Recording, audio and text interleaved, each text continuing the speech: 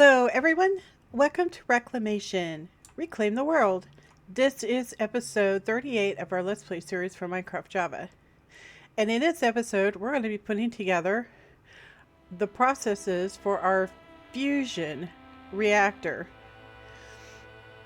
So we're going to do things differently. So the last episode, we laid everything out in real time. And it took a long time. And it made the episode really long. And so in this episode, I've already built everything, and I'm going to show you how to build it and how many pieces you're going to need. And I'm going to walk you through all of it, but we're not going to sit here and build it like from scratch. Okay? This way the walkthrough is a lot more concise, and you don't have to listen to me going, I wonder where this goes. So, anyway, let's get on with it. So, the first thing that we're going to talk about is fusion reactor. This is the fusion reactor. This fusion reactor is already working. It's already charging. We just haven't ignited it yet. This is the actual fusion reactor we're going to use in the video. But we're going to build one over here so you can see how to do it. This is the fuel sources required to run the fusion reactor, and we're going to talk about those. So the first thing we have is tritium. So tritium, you have to create it just like the other one, deuterium. So tritium starts with a row of pumps, or you could use whatever to make the water, you could use create, you could use sinks, you could use a combination of, so there's 18 electric pumps with a water source underneath on this side, a load, and this is handling all the water supply. See this? And the water supply is going into these two thermal evaporation machines. Okay? So they take in the water and they make brine using heat.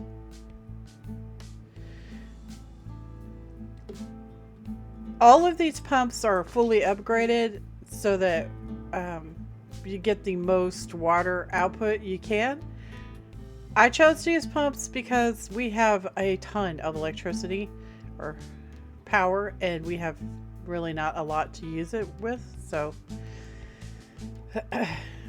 I did have to put a sink on this one because it just wasn't generating enough water, but okay, so let's talk about this for a second. These are multi-block structures. These are 18 blocks tall, and it requires quite a lot. So the exact math of this to make these,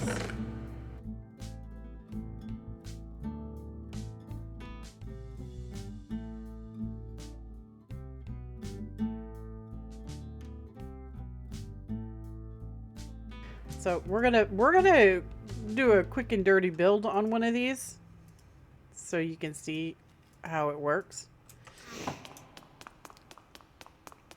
And we're going to do it right here. All right, so you're going to need 4 block space like that, and then 4 again. All right, so there's our square. So the first thing you're going to do is you're going to make a whole bunch of these thermal evaporation blocks. It's going to take a lot, okay? You have to make a ton of steel, all right? Steel's not hard to make though. And if you just get tired of making the steel, you could always make the seeds and grow it and set up an auto crafter to get the steel. I mean, it just depends on how far you want to go with it. I made these by hand up there on our machines, so. But anyway. So you're going to need quite a lot of these. The exact count, I'm not really sure. I'm not taking these apart. It's too much. But we will walk through this. So each one of these is going to have at least, well, you're going to need one controller and at least 2 ports. Okay? So that's the valves. So all of it is made out of the actual evaporation blocks. So this is the valve. It uses an advanced control circuit and a bunch of evaporation blocks. And then the controller uses 2 more advanced control circuits, a glass pane, a bucket, and then more evaporation blocks. Okay, you only need 1 controller. You only need 2 to 3 valves.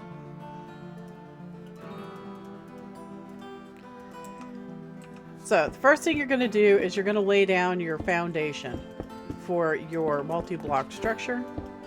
I'm just going to make a small one so you can get an idea. So that's 1, 2, 3, 4, 5, 6, 7, 8, 9, 10, 11, 12, 13, 14, 15, 16. So that's 16 blocks just for the base. Okay? So 16 blocks for the base. Now the sides, 1, 2, 3, 4, 5, 6, 7, 8, 9, 10, 11, 12. So 12.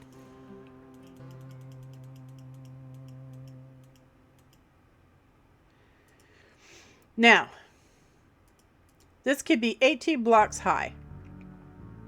So you could get out your little calculators or whatever, and so you're going to do a 12 times 18 and see how many you're going to need right about. It's not an exact count because you're going to subtract how many valves and the controller from that. And that should give you a pretty close count to how many you're going to need. It doesn't need to be capped, so you only need the initial 16 for the bottom. Okay? All right. So, once we have this part, then you're going to want to put down the controller. The valves can be wherever you want. We're only going to put 2 valves in. So let's just say the water's coming from back there, and then we're going to bring the brine out from right there. Okay? So we're going to go ahead and do this. Now see, it just made the multi-block structure. Okay?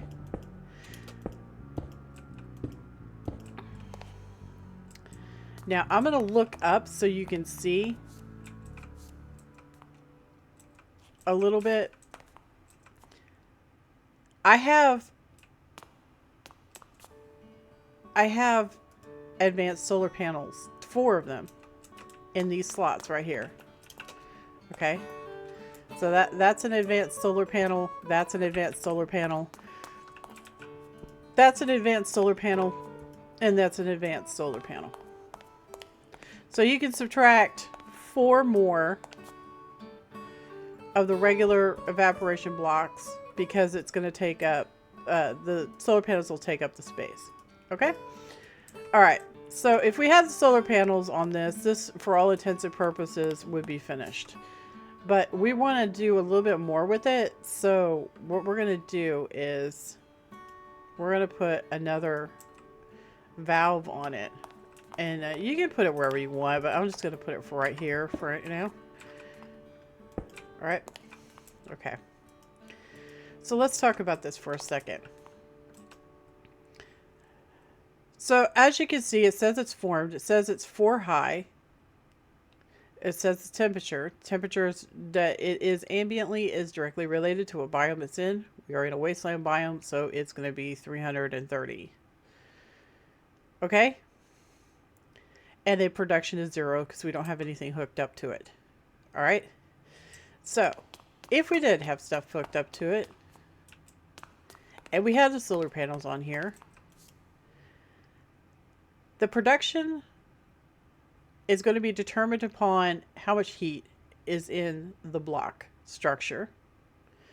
And the only way to get heat is to use solar panels and or use these resistive heaters. Now these resistive heaters are, well, they're badass, okay? So let's pretend that this block structure that we just created has a resistive heater right here. Okay, and we have a tube bringing the heat. So these are special tubes we haven't worked with before. These are thermodynamic conductors. They transfer heat. Now, the other pipes in mechanism do not work the same way as heat. So if I had power coming from, say, this all the way over to this, you would have no loss. You could have it go as long as you wanted it to. You would never lose any electricity, right? Heat's not like that. The further away you have it, the more heat you lose. Okay? So I'm going to show you an example of that.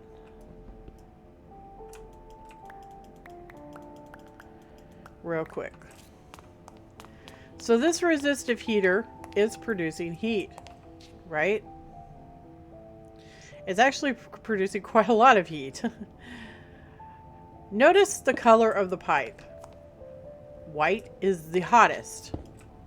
Oh, look, it's starting to change color now. And so on and so forth.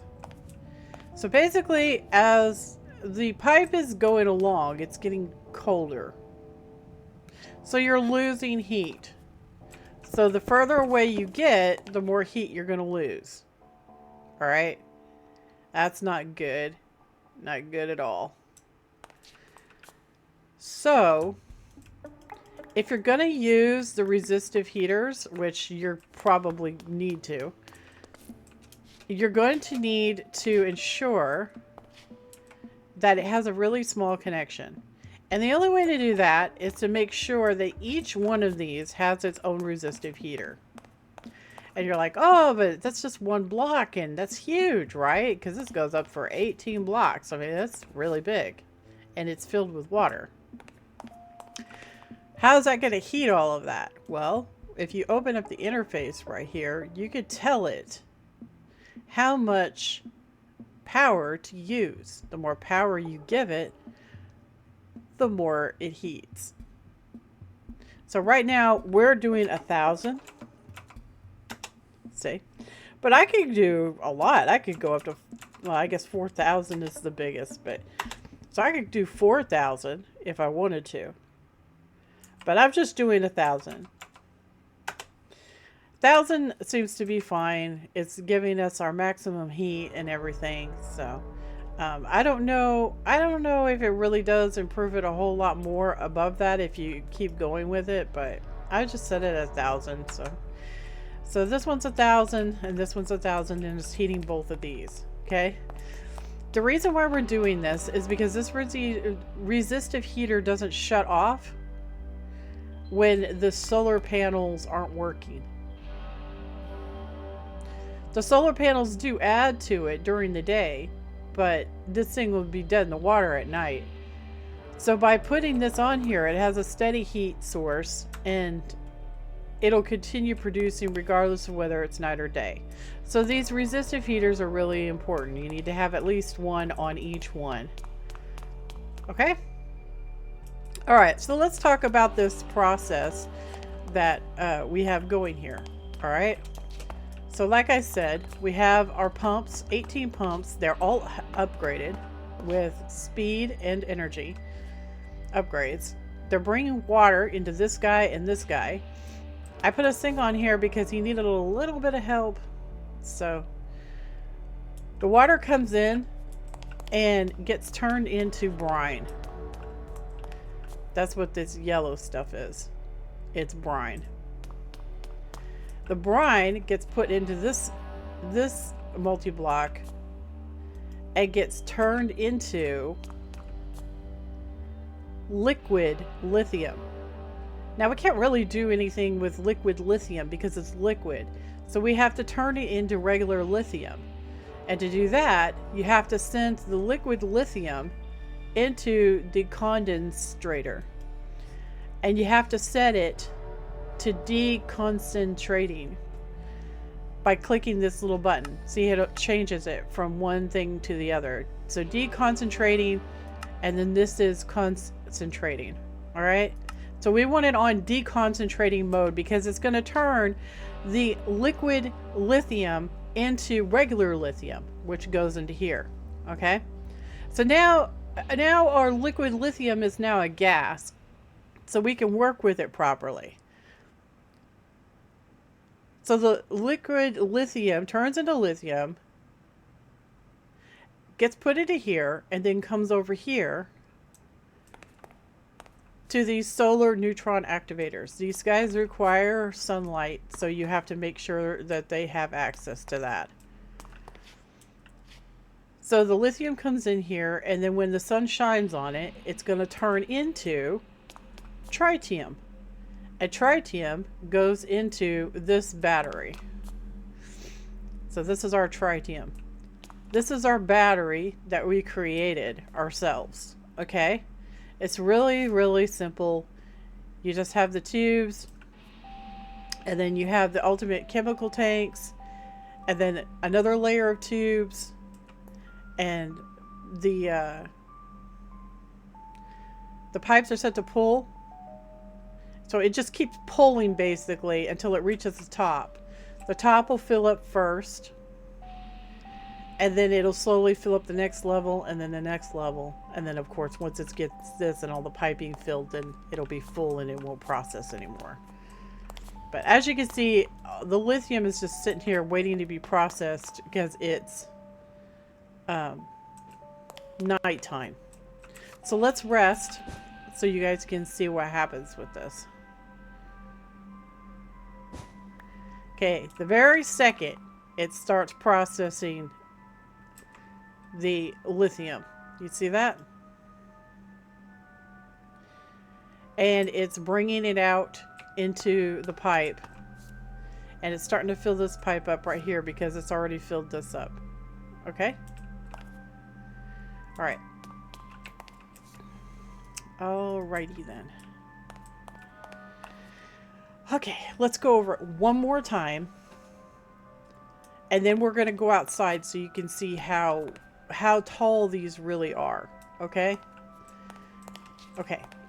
So the process starts with water. You have 18 pumps, or however you want to do the water.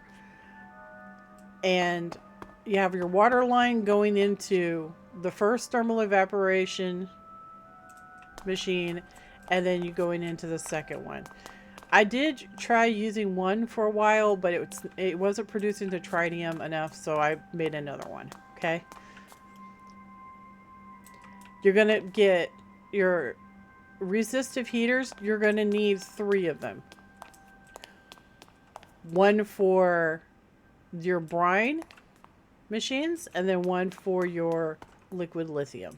Alright? So you're going to make sure they have a port. You're going to hook it up. You're going to set it. I have mine set to 1,000. You can set it for whatever you want to. Heat is good. Makes this process better. You're going to run your brine out. So this one goes directly to this one. This one has to snake around and come into that port. But you need to run your brine into the 3rd thermal evaporation plant, and it's going to create your liquid lithium. Your liquid lithium, you need to make sure that you have collection apparatus in these different places so that if there's a slowdown or something, it will collect and you won't lose progress. So we have a tank right here, and then of course we have our ultimate chemical tank here. Since these guys only process at night, or sorry, during the day, these guys only process during the day when the sun is out. If you're not collecting into these receptacles, then you're wasting valuable resource and time. So make sure that you have some receptacles for the excess to go into when these guys are not working properly. Alright. Alright. So it's doing its thing. And as you can see, we're still gaining, and these guys are rocking right along. And it's starting to fill up the pipes and stuff. Eventually all of this is going to be filled up, which is what we want, because if once we start this thing, if it runs out of fuel, then we'll have to restart it, and that's a pain in the patootie, okay? Okay, so that is how you make your tritium. So the next thing we're going to talk about is the deuterium. The deuterium is actually a lot easier, and it makes a lot faster than the tritium. So to make deuterium, you're going to come over here to the other side of your water pumps, and you're going to put 18 more pumps. Only these pumps are going to have a filter on them. Okay? The filter separates heavy water from regular water. So we only want heavy water. All right? So it's going to suck up the heavy water from the water and just leave the water behind. So that's what we want. So each one of these is fully upgraded, plus has that filter on it. Do not hook up your pipes until you have those filters onto your pumps, because then you'll have to deal with water. Okay? It's very important that when you put these down, you either don't give them power and or do not hook up the pipes until it has the filter. I actually suggest not having power to them at all until you're ready to have them work, because you don't want to have to deal with water. But obviously if you do have a problem with water, you can always use a dropper to take the water out, or you can trash can it. So anyway, you put your liquid pipes down for the heavy water, and I created another battery. It's the same premise as the other battery to hold the heavy water. And as you can see, we are burning it pretty steadily, so I actually probably didn't need to do the battery in hindsight. So this is optional. You do not have to make this battery for the heavy water. I probably shouldn't have made it, but I didn't know it was going to process that fast. So, but anyway, so the heavy water, if you have a battery set up, it's going to go into the battery first, and then you're going to bring it over here, and you're going to set down some electrolytic separators. So we have 1, 2, 3, 4, 5. We have 5 electrolytic separators. Nothing special about them. They do have upgrades on them. And what it does is it separates the heavy water. So when it separates the heavy water, it produces deuterium, and it produces a byproduct of oxygen. So we have the oxygen going into this ultimate chemical tank and voiding. Okay? It voids the excess. And then, of course, the deuterium comes out and comes into its own battery. And as you can see, it's working. We produce deuterium a lot faster than tritium. So as you can see, this is what it would look like with the tritium if the tritium produced faster. But eventually, all of these will be filled up. And we'll have a nice stockpile of fuel. The tritium is going to take a while. I scaled this up, but it's still going to take a while. So from the battery, it exits from the top, and then comes around to over here, and then comes over here, and then comes to right here, and it goes into our fusion reactor. So let's go over one more time. To make deuterium, you're going to make... You have to use these pumps, okay? You can't use anything else, because they have to have the filter on them to get heavy water, all right? So you're going to get 18 of these pumps, and you're going to give them the filter, hook them up to power, stick on the piping, and then you're going to take the piping either to a battery or to where you're going to refine it. You bring it over to your refining area, with the electrolytic separators. We're using 5 electrolytic separators. So 1, 2, 3, 4, and 5. It goes into the electrolytic separator and it gets separated into deuterium and oxygen. We're putting the oxygen into this ultimate chemical tank and voiding the excess, and the deuterium comes out right here. It goes over to this battery. It comes in from the bottom and it works its way up the battery until it meets where it can't go any further. And so eventually this battery will be filled with deuterium. The output is on the top. All these batteries are like that. The output is on the top. Okay? Alrighty then. Alright, so now we're going to talk about this. So we didn't build this in the last episode, and you're probably like, what on earth is that? Okay, well, if you remember, the nuclear waste came in to these solar neutron activators and got turned into polonium. And then the polonium went into these radioactive waste barrels, and then it got fished into these pressurized reaction chambers where it was turned into polonium pellets, right? Okay, we stopped the process because we actually have quite a few polonium pellets now. We have 64. So I need the raw polonium for later. So I just diverted it. So instead of letting it go into the barrel right here, I had it come up and over and come into this polonium battery storage area. So it is slowly storing it. It's very slow process to make polonium, but we are going to need it. So that's what that's all about. And this is the same as those other batteries that I made. Storage tanks, batteries, however you want to say that. It's the same thing. It just uses the radioactive waste barrels.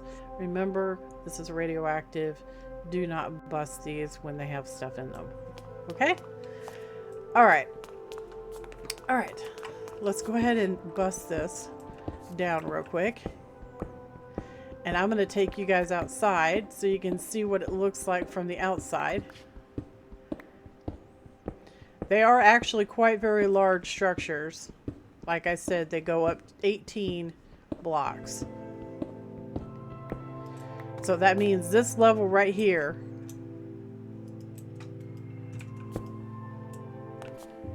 counts as 1.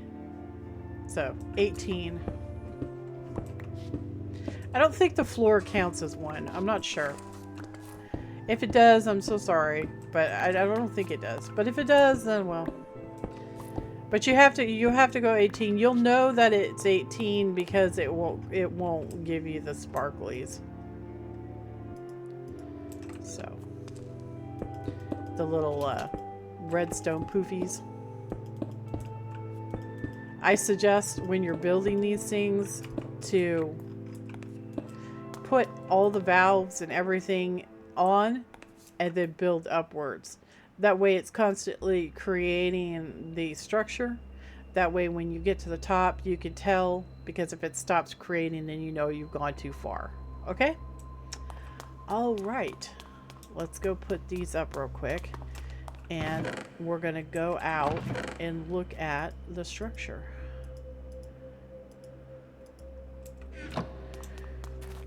There we go. Okay. So these are our structures. They are actually pretty tall, as you can see. It goes all the way down. So this is what it looks like on the top. So you have the advanced solar generators drop down 1 block. Skip 2 blocks, drop down 1 block. Skip 2 blocks, drop down 1 block. Skip 2 blocks, drop down 1 block. On the top. And solar generators are really not that hard to make.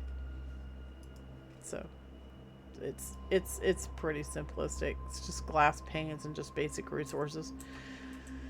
But anyway, so you're going to need 4 per. So that's 4, 8, 12. So you'll need 12 in total. All right, let's run back inside, shall we? So the fusion reactor is not really that complicated, honestly. So we're gonna need 36 fusion reactor frames. We're gonna need 3 ports. We're gonna need a laser focus matrix, and we're gonna need a fusion reaction controller. All right. So when you start making this thing, it's important to understand it obeys the same principle as the reactor, the turbine. So the turbine has a frame, right? And you can have the glass in places that isn't the main frame. Okay? Same with this. So you have the turbine, and then you have the reactor, the fission reactor, and you have to obey the frame setup, okay, when you're making this.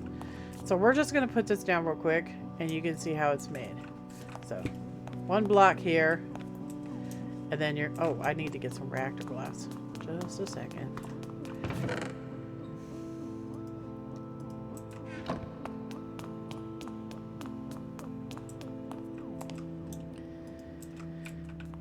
One, 2, 3, 4. 1 there, and then 1. Oh, I went too many. All right, just like that. That's what it looks like. That's your first level. Okay. Second level.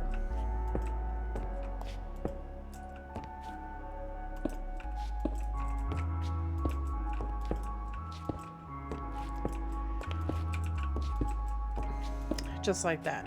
Okay. Now we got to trade out these middle blocks right here for reactor glass. Just like that.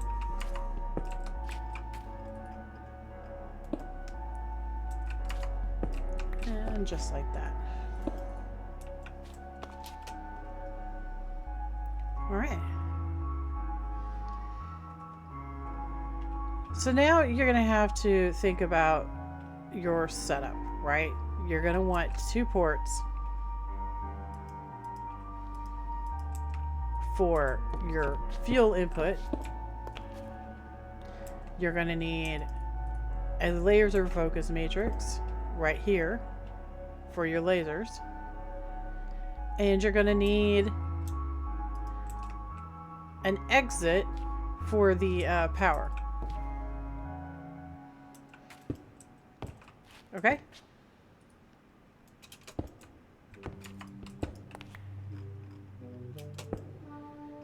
And put our reactor, fusion reactor frame right there. And then right here. And then glass, glass, glass. And then frame.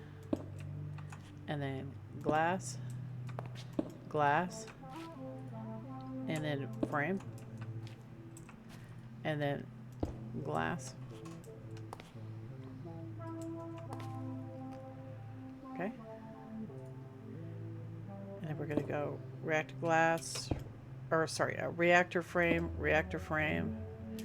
glass, glass, frame, frame, frame, glass, glass, frame, frame. And then on this top bit, you're going to put right there, right there, right there, and right there. And then you're going to do glass, glass, glass, and glass. And then frame, frame, frame, frame.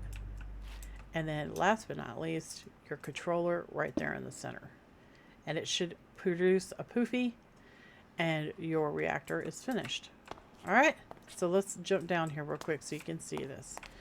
So you're going to have fuel input 1, fuel input 2. Come around the side, you're going to have your power exit right here. Okay?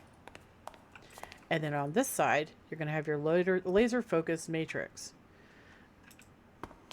So, fuel number 1, fuel number 2. So tritium, deuterium, power output, and this is their laser focus, which allows you to jumpstart the machine. Okay? So I will have an exact count on the glass and everything once we take this apart. But first, I'm going to show you guys how to set up the laser and why we're setting up the laser. Okay, so you need a block right here, and then you get your, oh, we didn't grab the lasers out. Kind of need the lasers. Okay. All right. So the first thing you're going to want to do is, oh, I didn't mean to do that. Like that. And then put this right here. So this laser amplifier, it has a red dot on it. You see the red dot? You want the red dot to be going towards that laser focus matrix, right? Just like that. And this guy, we want going into this laser focus matrix. So, like that. Okay? The first laser focus matrix, you're going to right click on it and you're going to set redstone signal to normal. Alright? Then you're going to come over here and you're going to get these blocks down. Like this. Dig these out. And this is going to be our first lasers. Like that. And you can just bust the blocks. This allows you to place them properly. So they should be pointed into these holes on the sides of the laser amplifier. Okay? So let's do it again. Like that, that, and like that. Bust these center blocks out. And then go like that. And then bust these. Just like that. And they should, like I said, be pointed into these holes. Alright. And last but not least, we have to do the top. And it's the same premise.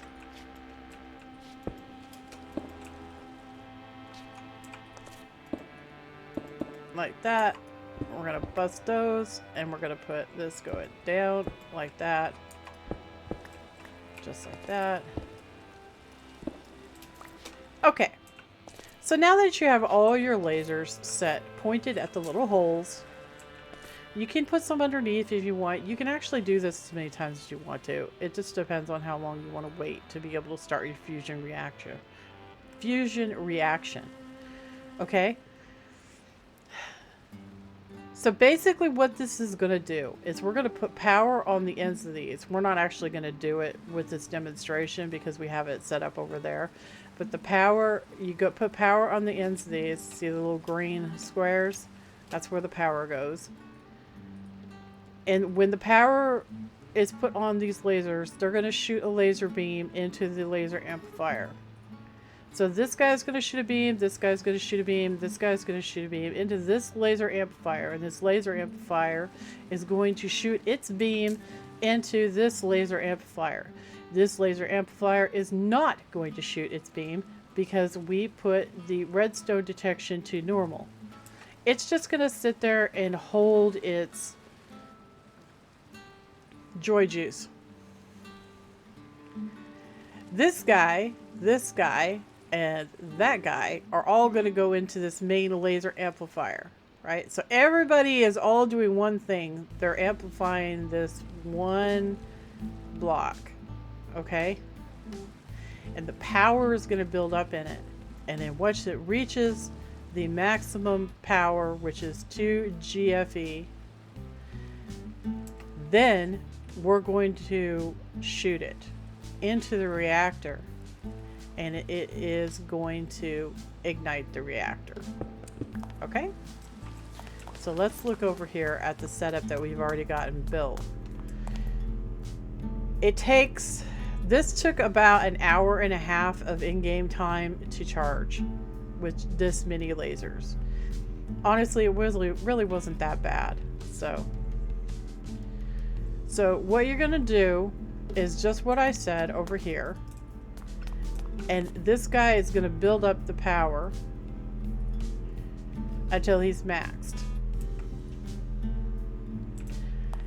You need to make sure your tritium and your deuterium are both in the fusion reactor, and that you have ample supply before you ignite this thing. Okay? Now we're not done. You have to have a catalyst to ignite the fusion reactor. This is the catalyst. It's called a whole ROM. Alright? And when we first create it, it's empty. So let's go look at that real quick.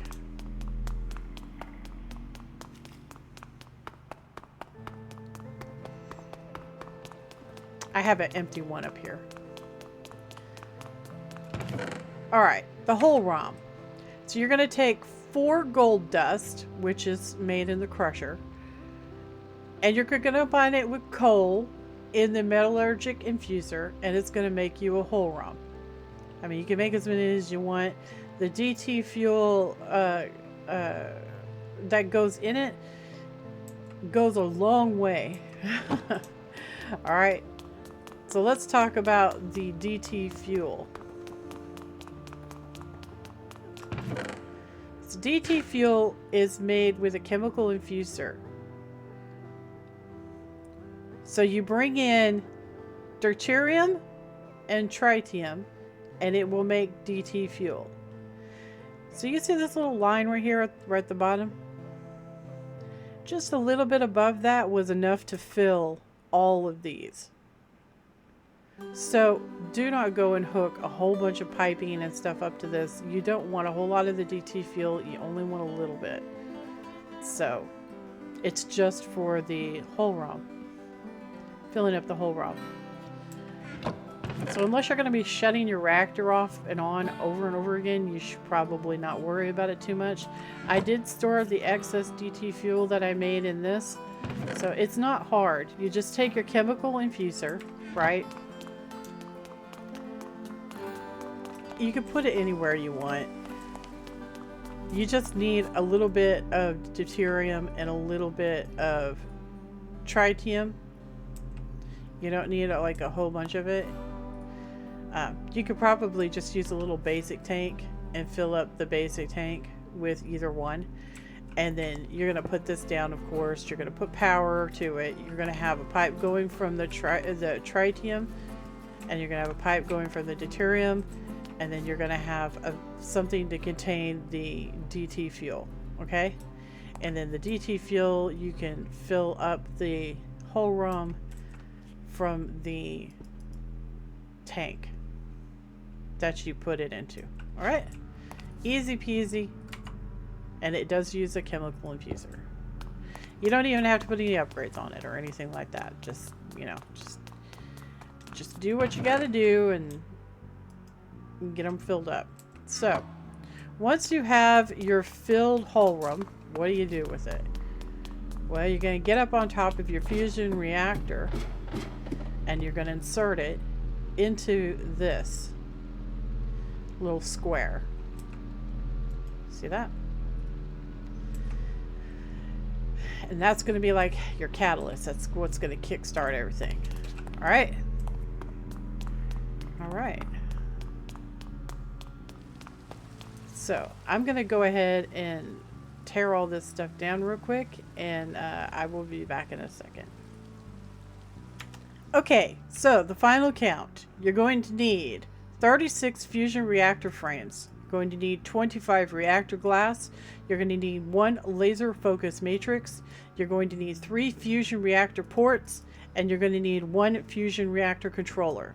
You're going to need 1, 2, 3, 4, 5, 6 lasers and 2 laser amplifiers. And it does take about an hour and a half, depending on your power production, to get enough into the matrix to be able to trigger the reaction. But you need to make sure that you have enough fuel and stuff before you do all this, because if you don't have enough fuel, then your reactor is just going to shut down. It's going to be this giant thing, and yeah. All right.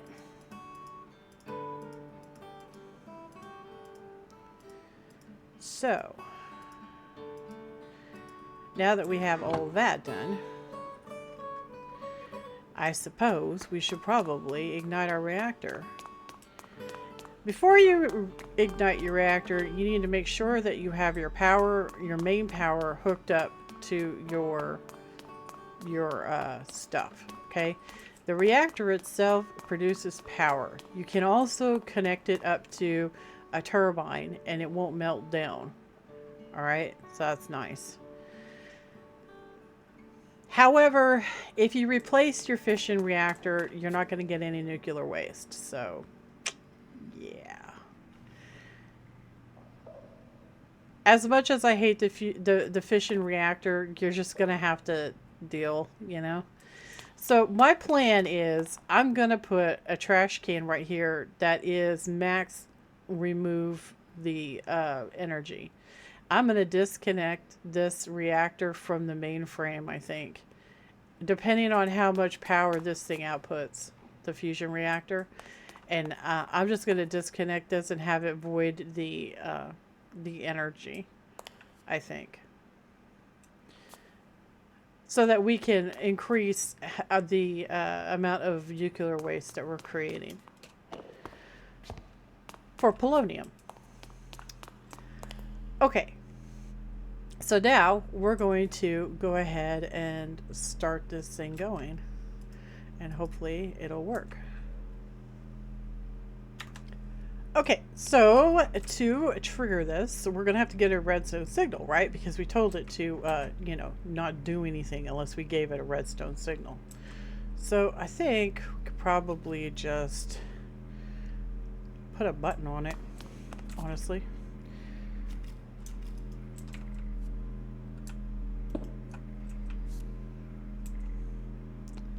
Maybe this will work.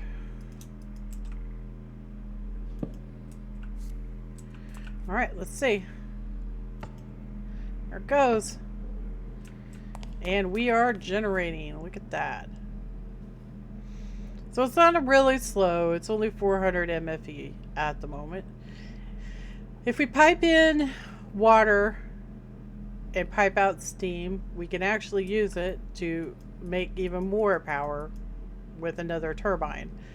But yeah, I don't think we're going to need to do that, quite honestly. So there it goes, and we are already generating our power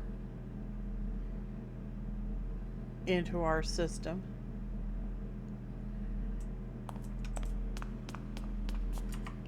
So we're going to go ahead and drop that. And we could probably shut the lasers off for now, but honestly, I'm just going to let them charge back up. Just in case. I mean, you never know, right?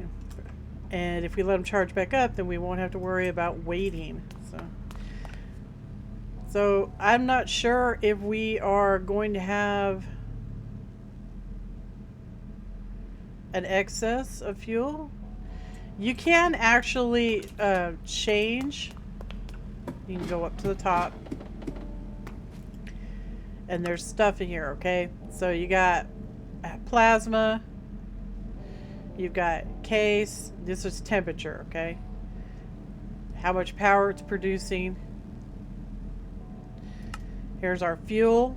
Injection rate is 2. So this determines how fast it goes. So it's already on 2. So if we put it up to like 5.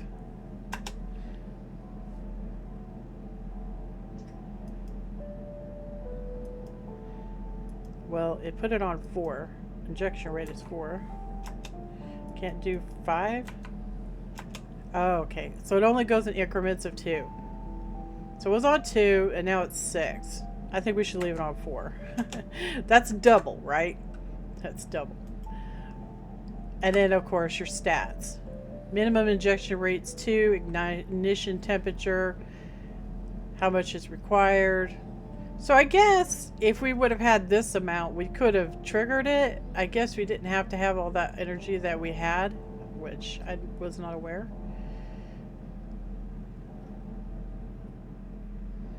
So this is air cooled.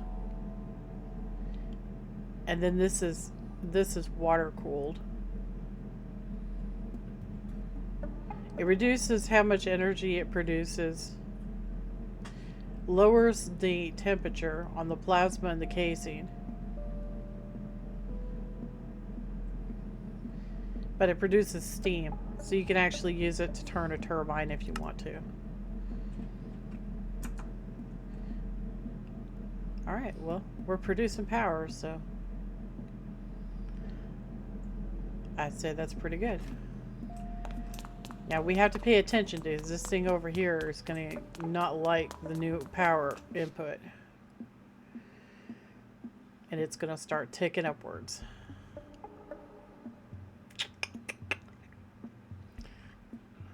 Told you. I would like to balance the two if possible, but honestly, I think it's probably just a good idea to avoid this. And take him off the main line. That way we don't have to worry about him anymore. And just get our main power from the fusion reactor. And just use this to create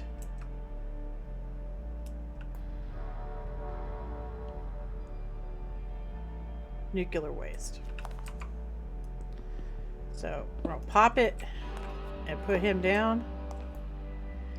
And it should be set to max.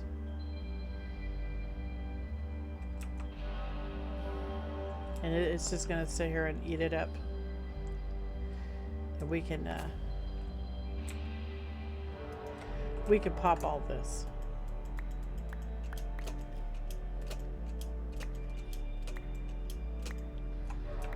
There.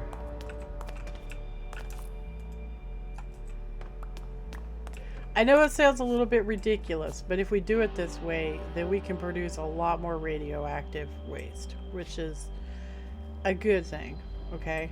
Because we need it. You're probably like, why? I mean, you've done all of this just for power. Why do you need it? Well, because the quest wants us to make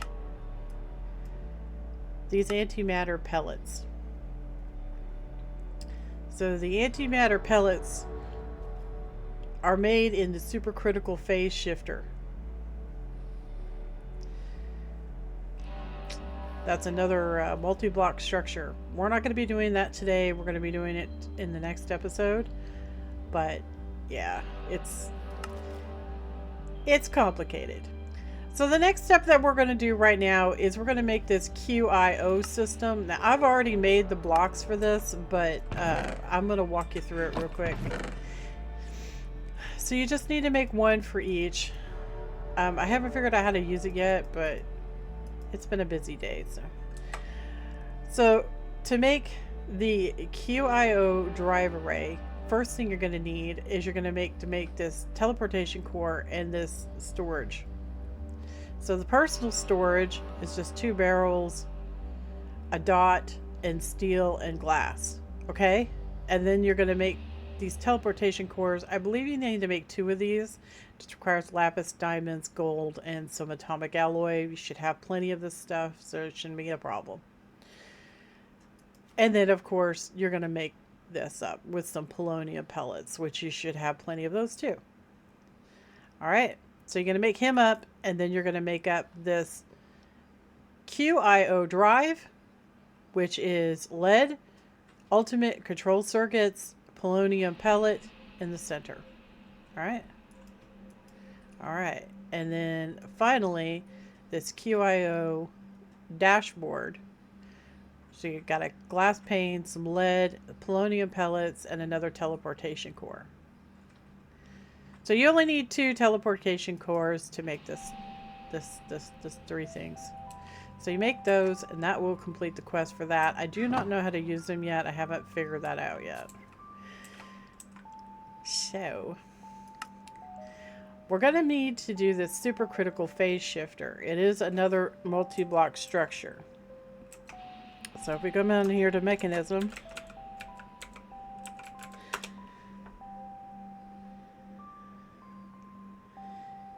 it is going to be the end game stuff. So let's see if we can find it. SPS casing. What do you want to bet that's what it is? And we're probably going to need some of this other stuff, like this basic induction cell. Looks like there's quite a lot of induction.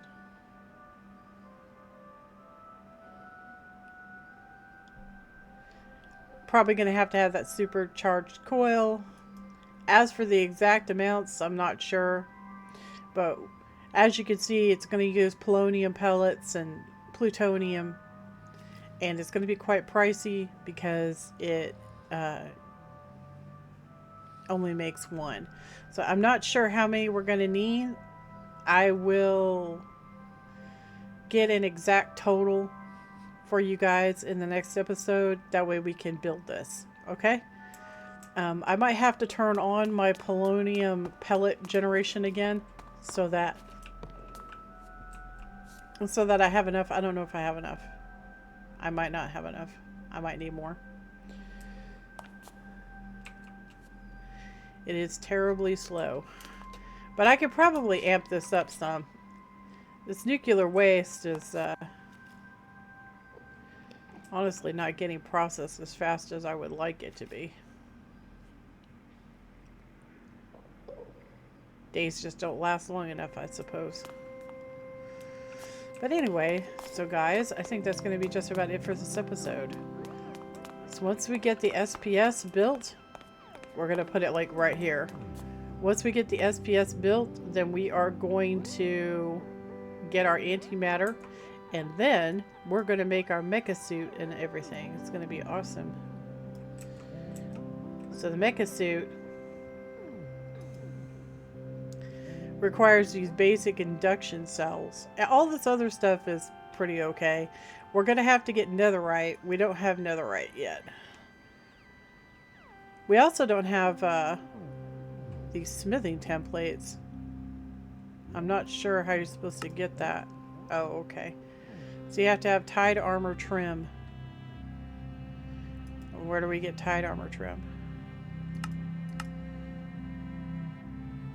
It says it's from the Elder Guardian. And the Elder Guardian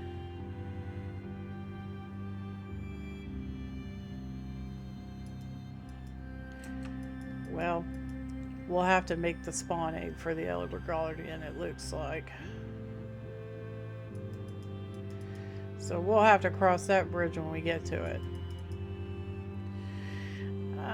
We'll see. Anyway, guys, I hope you found this episode informational and interesting, and I am really glad you guys came along today. So it looks like a lot, you know, but if you just reduce it down into individual components and just tackle it that way, it's really not that bad. Really. Got to compartmentalize the building, that way it's not overwhelming.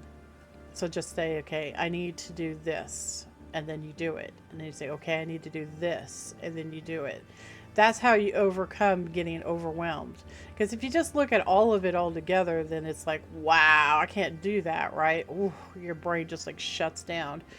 But if you reduce it and say, okay, I don't need to do all of that, I just need to do this little thing, right?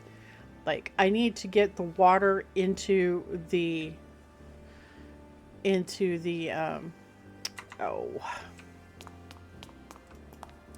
thermal evaporation plant. So you just need to make the thermal evaporation plant and then get the water into it, right? One step at a time. And it's like, oh, okay, well now I need to heat the water. So you work on heating the water. Oh, okay, well now I need to move the brine, right? So you build the second one and then you move the brine. So if you just take it in baby steps, right? I always say that. You got to do baby steps. You can't tackle all of it at the same time because no one's brain can do that. Well, maybe Einstein, but you know, he was like super rare, right? Most of us normal plebes can't do that. Just break it down into bite-sized things and it's a lot easier to tackle and it's not overwhelming. For a lot of people, especially people with ADHD, if you try to tackle something that's massive, your brain will shut off and you won't be able to do it, right? It'll be like, oh, I can't do this, you know? If you do it in little tiny bite-sized things, then suddenly you've done it. It's quite amazing. All right. I will catch you guys in the next episode. There's no homework for today unless you really, really want to. Blood Network is going to need some work. We're going to need more blood, like a lot more blood in our blood altar. Also, we need to make the machines for mechanism, like the basic machines. I'm probably not going to do it on camera because, I mean, at this point it feels a little silly. But we need to make, like, we need to make the osmium compressor. We need to make the combiner. We need to make the energized smelter. And we need to make the sawmill, wherever that's at. It's around here somewhere. There it is. We need to make the sawmill. So you guys could do that in between episodes. Just make all the machines, right? So that we have them. Because when we go to make the cardboard boxes and stuff, we're going to need to have the sawmill to do that, right? And also it would be nice to have the smelter right there so we don't have to run all the way back to our embers thing to smelt stuff. So yeah, you can do that. Shouldn't take you that long. And I will catch you guys in the next episode. You guys take care, all right? Toodles!